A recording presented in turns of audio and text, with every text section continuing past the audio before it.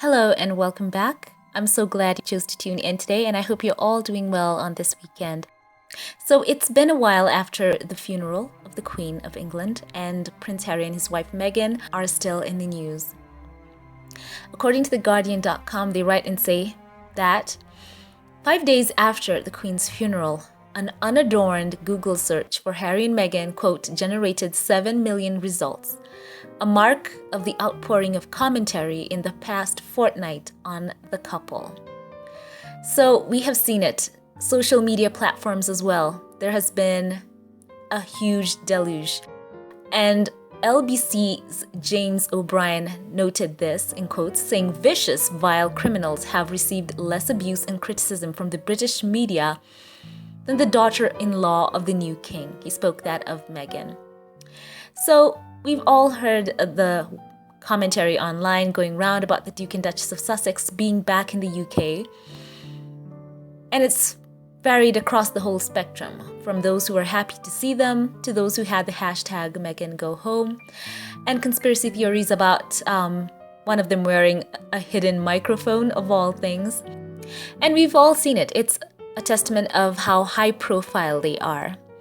And I'm so glad that so many of you online have been calling out the harassment, the targeted misogynistic attacks, conspiracy theories, the racist, commentary that has been against them. And we are all calling for platforms to be made safer. But it has come to my attention online. A lot of the commentary as well, apart from what has been going on with Meghan, has also focused on Prince Harry, William, and his dad, the king. And many people have also had quite a bit of views from every spectrum that Prince Harry should be folded back into the firm. Some even speculating that he should perhaps go back without Meghan, never gonna happen. And also those who have been very worried about the publication of Prince Harry's book that has been looming, in quotes, over some of those people's heads there who are part of the firm. So it's out later this year, possibly November. Penguin Random House in New York are the ones who are going to be distributing this book. So why am I bringing all this up? We've seen the onslaught and as I said, the deluge of media coverage on the Duke and Duchess of Sussex, in articles on social media, in new publications of books, which, by the way, I don't think any of us should be even giving commentary on those books. Let's not give them, the views. Let's not give them the interest. Any new books out there on the Duke and Duchess of Sussex that are negative, because why do that, right? So let's take this time to focus on how high profile the Duke and Duchess of Sussex are, and also looking forward to Prince Harry's memoir, which he said would be his story, and in quotes said the highs and lows, the mistakes, the lessons learned, in quotes, to show that he has more in common with the public than many realize. And some have speculated that their belief is if the rift between Harry, his brother, and King Charles were to heal, the memoir should be shelved. And of course, I think that we can say of that horse has kind of left the stable. I don't think that Prince Harry could call that book back, even if he wanted to, even if he was willing to bear the financial consequence for having done so. It's not going to happen. I think Prince Harry wants to get this book out. He's had quite a few people, talking about him in the press and publishing books about him and writing articles about him, and, casting him in certain roles and painting him in certain lights and shades that he did not appreciate. So I think this is the time for him to truly speak out. And what's better than hearing it from the horse's mouth? So many people talked about the first address by Charles, saying that he wanted to express his love for Harry and Meghan. And I'm going to quote this here. A former BBC royal correspondent called Peter Hunt suggested that King Charles should let Prince Harry back in the fold. Now listen to what he said. I know many of you are about to type. Just hold on. He said this, quote, he should turn his declaration of love for Harry and Meghan into action. He could give Harry back his honorary military appointments and find the couple space on the Buckingham Palace balcony every now and then. And he goes on to say, in return for Charles's magnanimity, Harry's soul-bearing autobiography could disappear into the long grass, end quote. He wrote that in The Spectre. So there's that. And another thing, so it's quite interesting, as we have seen the preemptive narrative that's being drawn about the Duke and Duchess of Sussex, especially in publications that are out of late, with all types of allegations against them. As I said, I will not be promoting those books or even stating their names here. We're not going to give them the airtime. But it's interesting that we're seeing these two cards, or these two sides of the coin, being put forward. The attempt at kind of maligning, if I can use that word, the Sussexes, trying to get the public against them. And on the same hand, them understanding the importance of the Sussexes in the monarchy moving forward, and trying to find a way that Charles can fold Prince Harry and Meghan back into the fold. Some, as I've said before, would like Harry alone, which is never going to happen. Some have conceded that they need Meghan because she is someone who is, who's a woman of color. She's mixed race. She can connect with people on a way that perhaps the rest of them could not connect with others. People who look like her, people who have the same background. So they know that the Sussexes are important. So it's very interesting to see this dichotomy. And it's not him alone, Peter Hunt. There was an article that someone screenshotted for me here from Daily Mail. I know, guys, hold on. I know a few of you are rolling your eyes. Just hold on. We need sometimes to get the other side of the perspective and not just live in our own echo chamber. I love to see how this is all unfolding. So this is from Daily Mail. I'm not sure who wrote it because it's a screen grab, but I know it's a Daily Mail article, and thank you for those who screen grabbed this. So it says here, okay, they talk about Prince Harry and Meghan being back in the UK, and this is what they say, quotes. Here, Harry was being shown his rightful place. They talked about the symbolic gesture of Prince Harry being there. And he says this, once again, here, Harry was being shown his rightful place in the House of Windsor, should he ever wish to return and pick up the threads of his royal life. What is clear is that he is not, at least not yet, being treated as the royals once treated another former much-loved figure who chose exile over duty. King Edward VIII and his wife Wallis, who was always denied an HRH title, was never truly welcomed in Britain after the abdication. Does Harry realize that, he asks? Can he even see the distinction? The author of this article goes on to say, surveying the now thinning ranks of front-line royals, even he must realize how much his father, a pensioner king, and his brother need him. He goes on to say, I'm kind of giggling at that, and he goes on to say, but opportunity for members of the royal family rarely knocks more than once. Between them, his father and brother have offered him a way back, and he has had more than a glimpse of the life he left behind. There is a pragmatism here on Charles's and William's part. They need him. Slimming down the royal family is all very well, but in just 2 years it has lost much of its firepower. The disgraced Andrew, the absent Harry and Meghan, and now the Queen.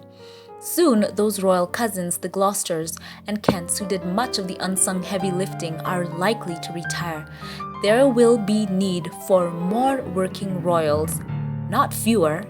He ends his statement. Let me repeat this one more time. He talks about this, and I'm going to quote it again. He said, surveying the now thinning ranks of the front-line royals, even he, speaking of Harry, must realize how much his father and pensioner king and his brother need him. So once again, another plea put out in another publication for Prince Harry to rejoin the fold, so to speak. And you can see here the emphasis is more on Harry. So once again, talking about all these perspectives, not just in our own echo chamber. So there is this paradigm where they know that Prince Harry and Meghan are very crucial to the survival of the monarchy moving forward. As he says it before, they've lost their huge star, the Queen, who even with her own background as a British royal and all the baggage of empire, somehow managed to have the love and respect across the Commonwealth. I know, guys, it's complicated, but there was a level of respect there for her across the Commonwealth with the leaders who she had rapport with, who she, it's documented. But does Charles enjoy that? That's up to you to talk about that in the comment section. So that's a great segue into this article. And this is their headline. The Sussexes would have done a better job with a Caribbean tour, says a royal expert. They say this, talk about an opportunity lost. British Royal News suggests that Prince Harry and Meghan would have done a better job with the Caribbean tour that turned out to be a disaster for Prince William and Kate Middleton. That's their words. They go on to say, as many royal fans can recall, William and Kate's tour of the Caribbean left a lot to be desired. Royal author Katie Nicholl suggested that Harry and Meghan would have done a better job if they would have just stayed on as full-time working royals. In her latest column for Vanity Fair, Nichols puts it this way, quote, had Harry, who had been assigned a prominent role as a Commonwealth ambassador on the Queen's behalf, been on tour with Meghan, the optics might have played out differently. Sadly, the significant role Harry and Meghan were expected to play in the life of the Commonwealth, their interracial marriage, emblematic of equality, diversity, and unity, was lost when they left, end quote. Nichols added, quote, the royal family is an institution based on white inherent privilege. Its future lies in the hands of 3 white men. And that is a fundamental problem in a diverse country such as Britain and across the countries of the Commonwealth too. Meghan played a huge part in relieving some of this tension. The loss of all she represents as a biracial woman in the royal family, as well as her energy and talent, has had a real impact. End quote. Nichols' words, not mine. She goes on to say and suggests that the reason why peace talks have stalled between the Sussexes and the rest of the royal family, she says, is because they've insisted on doing things just a little bit more differently than everyone else. You know, she goes on to talk about how they are now living their new lives in America and, you know, talks about the glamour, okay, da-da-da-da. But in the end, we see the gist of the story is they know the importance, they know the impact of the Sussexes and the huge role that they would have played. So once again, this all goes back to the Sussexes and their part in the royal family. It seems the Queen had a bit more foresight. When she appointed Prince Harry and Meghan as Commonwealth ambassadors, we all remember that iconic image with the Duke and Duchess of Sussex sitting there with the Queen. That, you know, it does show the level of intelligence and wisdom that the Queen had. You know, for all the faults people might have had against her, the Queen understood the power that Harry and Meghan had and the fact that they would have been such stars in the royal family and how she went out of her way to embrace Meghan. We all remember how she had gotten opportunities as just Prince Harry's fiancée that many others had not gotten, up to the point of her riding in the train with the Queen. That was something that they kept pointing out that even Kate had not been able to do for quite a long time. And there was Meghan quickly being folded in. The Queen understood. It seems the Queen had insight, foresight on Harry's choice as a wife and how that would help the firm. It seems the firm doesn't realize it. So as we've seen all these articles and stories going out and about the Duke and Duchess of Sussex trying to make them more negative,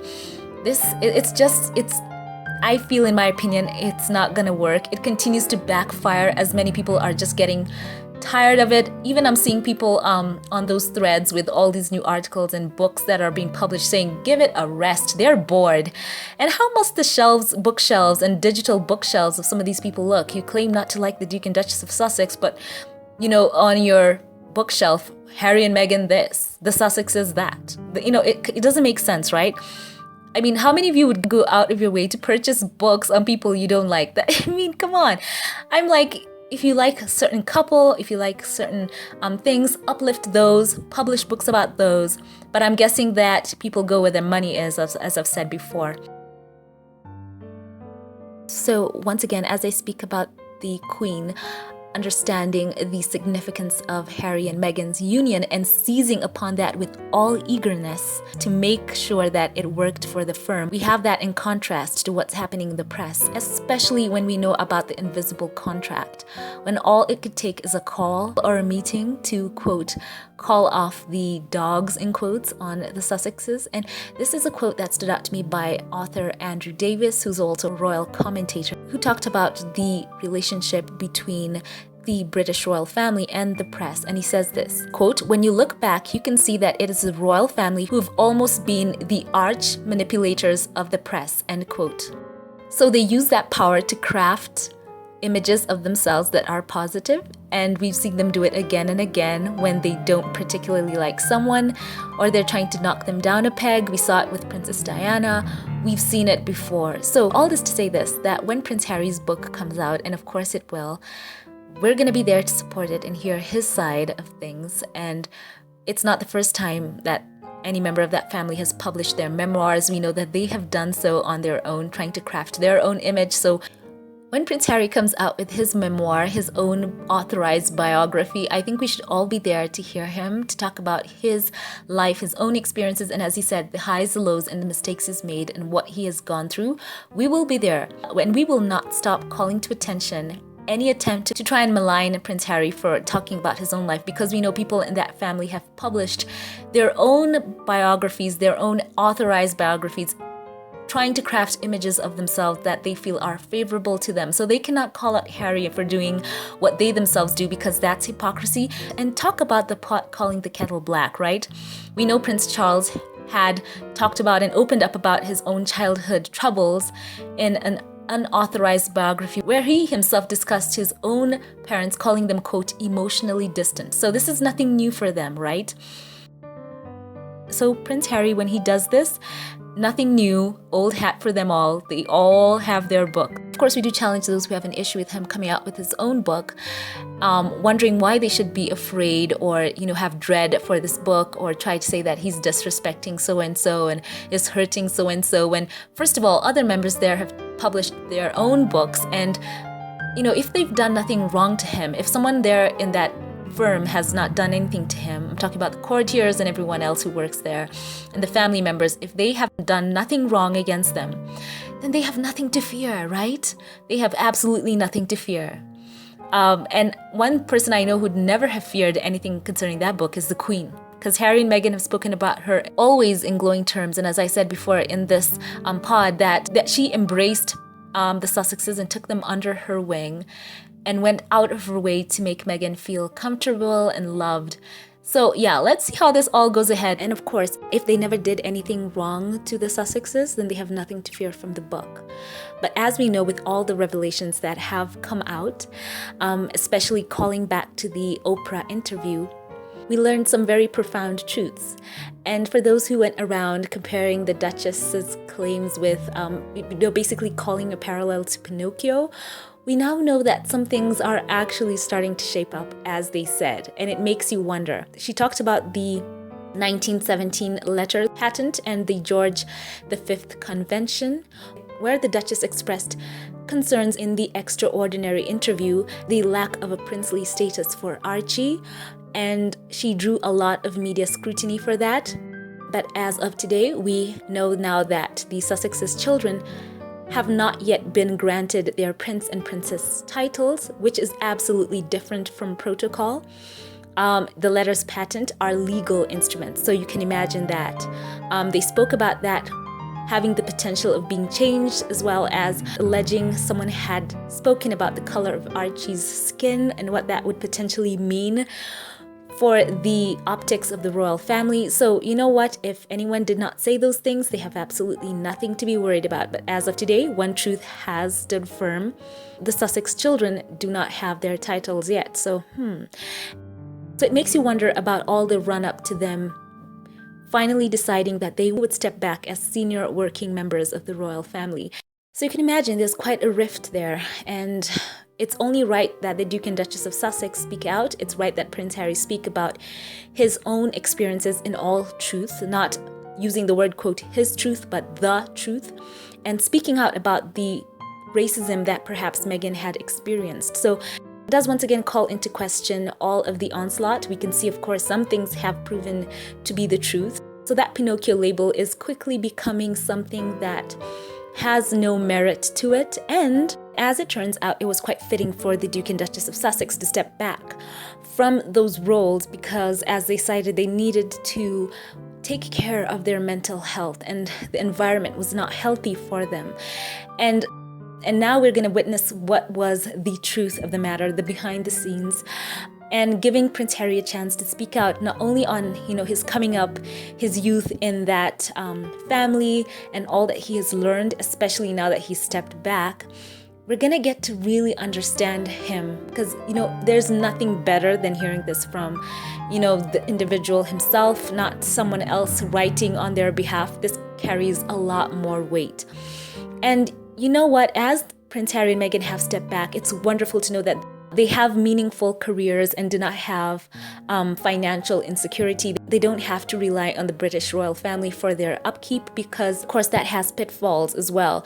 Relying on people who basically can cut them off and leave them stranded. So now they can speak out without fear or favor. They don't depend on anyone. They're not beholden to anyone. And they can speak the truth, knowing that it's their time to speak out. And of course, it's great for them to have this moment, to come against the onslaught that has been just relentless in the press against them. And people have spoken out how, going up against the machine, so to speak, it never really works, but it's easier for them. Their situation is absolutely different from the Duke and Duchess of Windsor, that is to say, the former king, Edward VIII and Wallis Simpson. They relied in the beginning stages on, that financial support coming in from the British royal family. They relied on that. They relied on them for positions, given jobs, especially as you consider during the war when Edward and Wallis were sent away. He was given the position of governor of the Bahamas, I think it was. They were under their thumb, so to speak. They could be ordered away at any instance. And there is that facet that even though they were in exile, the whole narrative of duty still remains, and it's drilled into members of that royal family. But now we have this moment where Prince Harry and Meghan, they are free from that control. They're financially secure. They have their deals with Spotify, Netflix, and this book of Harry is going to be just so amazing for him. It's going to be a best-selling book. It's going to be in all the people's digital shelves and physical copies. People are going to just want to own this and read it up. And we're going to learn so many things. They don't have to be ordered around or commanded to do things because they are being financially supported. Of course, calling back to the time when they were working members there in the royal family, and there was that story out that they might be, quote, banished or sent away to Africa. For what? Nobody knows. But now they are free and moving forward with their lives. And an article said this, talking about how Harry and Meghan are moving on. Prince Harry is occupying himself with the preparation for Invictus Games. Meghan stepping back into the spotlight, doing interviews, her cover story with a cut, and on and on. And they say this in the article that, quote, they seem to be moving forward with their lives as Buckingham Palace remains stagnant. The royal family wasted several perfect opportunities for introspection and reform. There could have been some major diversity and inclusion work that would have helped to modernize the monarchy, but hopes of that have been laid to rest along with the Queen. End quote. So that's another thing that just stood out to me. So there is qualities and value in the Duke and Duchess of Sussex, in their lives and what they stand for. And we're just excited to see them on this journey. Excited for the book. So when that book comes out, we've got to hype it and we're going to read it and we're going to enjoy hearing it from Prince Harry himself, right?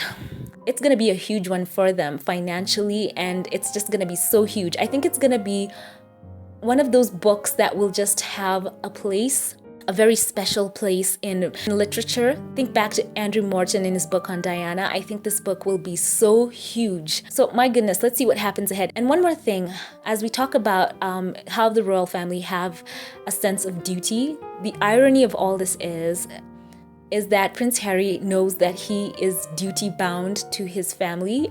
And what would be so astonishing and astounding is if after all the machine has come against them, and in the end, all of the world does what they did with Princess Diana and side with the Sussexes, and their narrative wins the day. The complete irony, and would be so ironic after that all, is that the firm knowing that Prince Harry is bound by duty, that's how they're raised. They're raised with duty instilled in them. And if he was to be called upon by the monarch, by the sovereign, and appointed to duty officially, the complete irony of this all would be that he would not be able to outright refuse for so many reasons. He would, first of all, be pillared. And that's not the way they're brought up. It's always, they have to remember duty to the crown. But now the best thing would be that he would have bargaining power, I think. So there's always that to consider. That's why I always say we have to think outside the echo chamber, outside the bubble that we've built for ourselves, because at the end of the day, Prince Harry knows that he was always a part of that. And there's always that to consider as we see the Sussexes' futures unfolding. So always keep that in mind, I think. And I just wanted to append this part of the podcast with that. So we always have to remember that as well. So let me know what your thoughts about that would be. Because I truly believe in the end, if they cannot beat them, if the machine cannot beat them, then they have to join them or make them join them in some way. And I'm going to urge us once again, don't give airtime to books that are negative about the Duke and Duchess of Sussex. Don't read the serialized editions that are in the papers about them. Do not retweet them. Do not argue with them in the comment section. And because if there's no money in it, then they go away. You know what I'm saying? So let's support what we love, right? Let's not be this meme I'm showing here. Let's support what we love. So let me know your thoughts about all this in the comment section below. Before we log off, as always, a special thank you to those who support this channel, to my Patreon, PayPal, and membership supporters. A heartfelt thank you. Now, a special shout out to those who support this channel. I want to give a special shout out right now to Arnold Sanders. I appreciate you so very much. And Gary Adderley. God bless you for your support for this channel. Thank you to Patricia Lane, who has been another longtime supporter here on YouTube. I want to say thank you from the bottom of my heart. And now a special shout out to newer supporters of this channel. I want to start off by thanking a couple of you here. So thank you to you, Ray Raquel, Ruth C, Daniel Medical. I appreciate you so very much. Thank you for giving to my work here on YouTube. It means so much. Thank you to Segan Ajos as well, and Denise Grayson, as well as Lala. Your support has been so meaningful to me, and I want to say God bless you.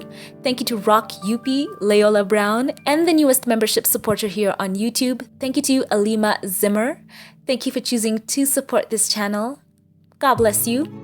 I value and cherish your support for my work, and I want to say thank you from the bottom of my heart. Once again, thank you to all who support this channel financially. Your support has meant so much to me over the years, more than you will ever know, and I want to say thank you, thank you, thank you. Once again, if you enjoyed this video, click that subscribe button and share. And thank you once again to those who like, comment, and share. So once again, leave your thoughts in the comment section below. Let's have a great conversation. And if you like this video, give it a thumbs up. Let the algorithm know you enjoyed what you watched. Have a great weekend wherever you are, and I will catch you in the next one. Have a blessed one.